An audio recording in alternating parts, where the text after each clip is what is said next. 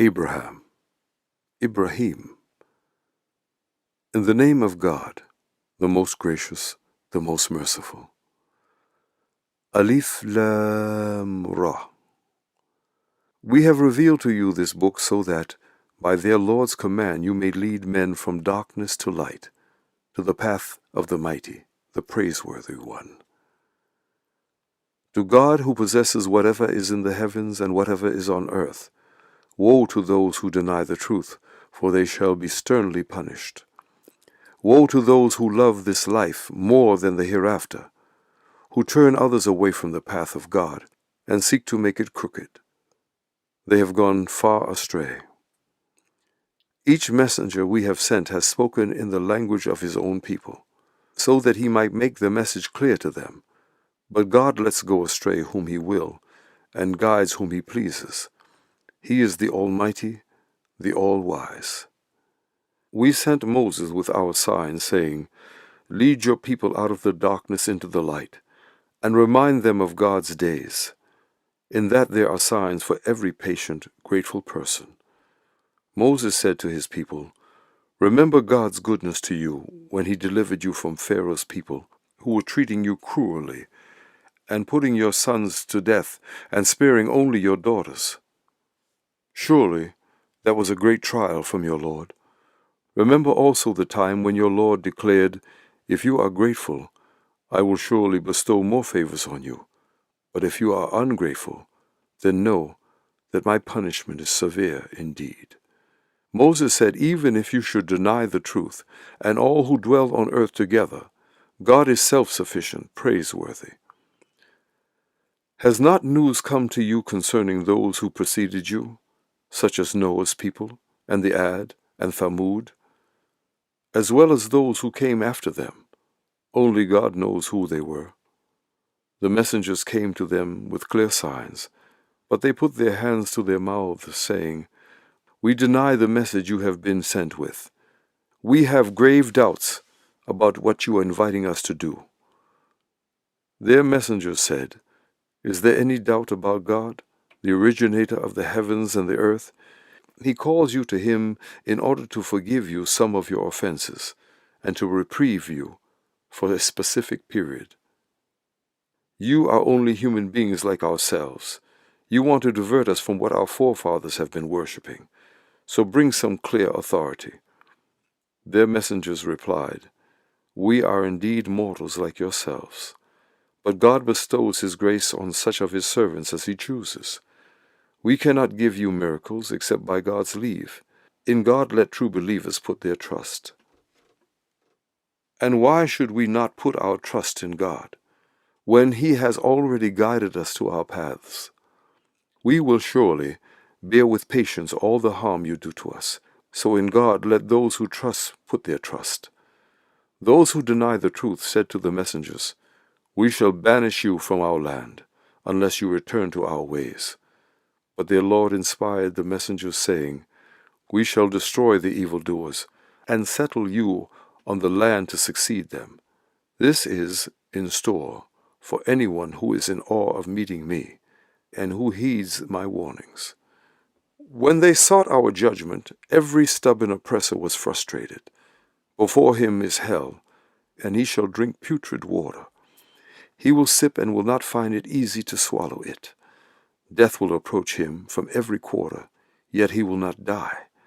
More intense suffering will lie ahead of him. The works of those who deny their Lord are like ashes, which the wind scatters on a stormy day. They shall gain nothing from what they do. To act thus is to stray far into error. Do you not see that God has created the heavens and the earth for a purpose? He can eliminate you if he wills and bring into being a new creation. That is no difficult thing for God. They shall all appear before God, and the weak will say to those who behaved proudly, 'We were your followers. Can you protect us from God's punishment?' They will reply, 'Had God given us guidance, we would have guided you.' It is all the same whether we are patient or impatient. There is no escape for us. When the judgment has been passed, Satan will say to them, God made you a true promise. I too made you promises, but I failed you. I had no authority over you, except that I called you, and you responded to me. Do not now blame me, but blame yourselves.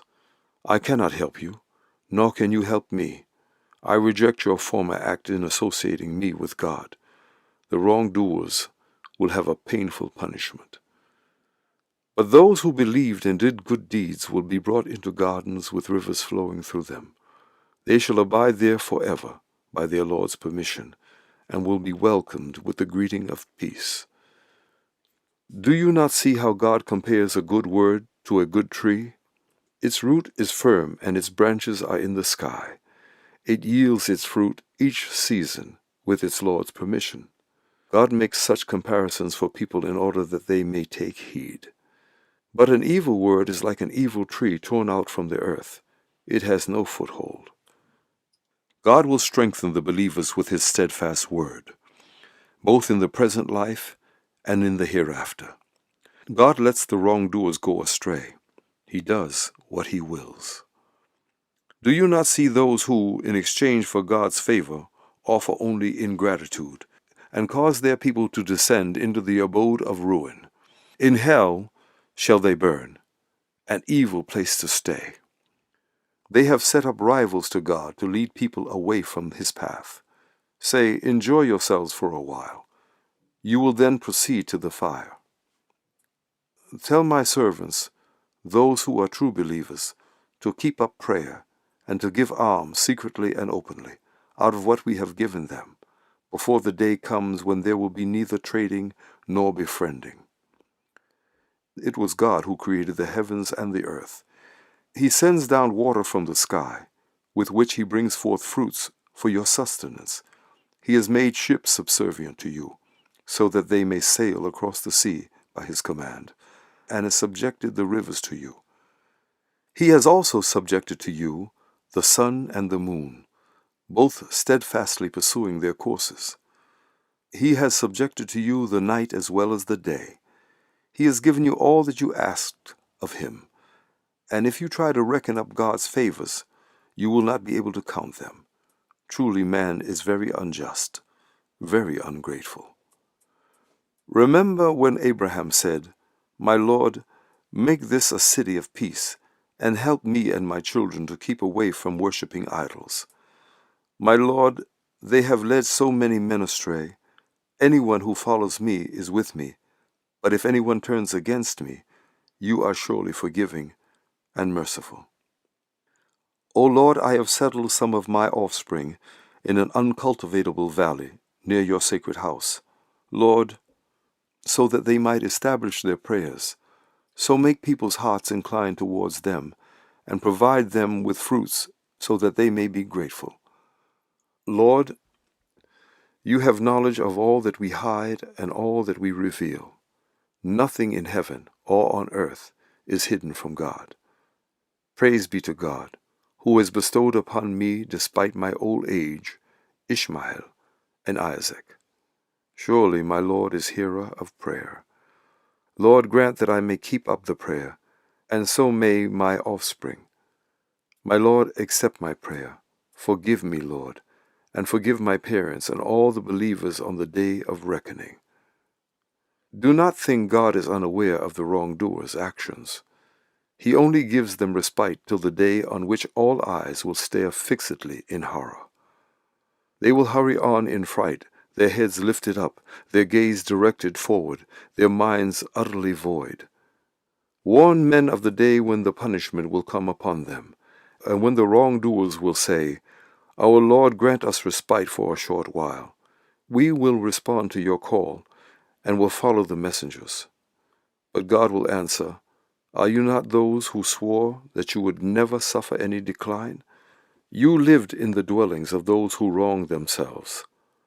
And it was made clear to you how we had dealt with them, and we gave you many examples.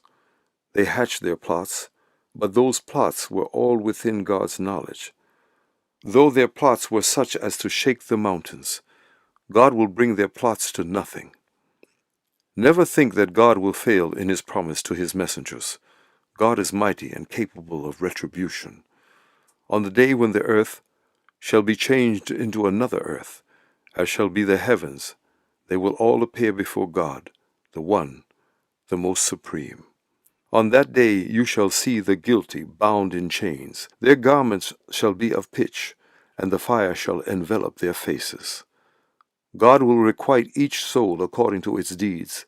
Swift is God's reckoning. This is a message for mankind. Let them take warning from it, and know that He is but one God. Let those possessed of understanding may take heed.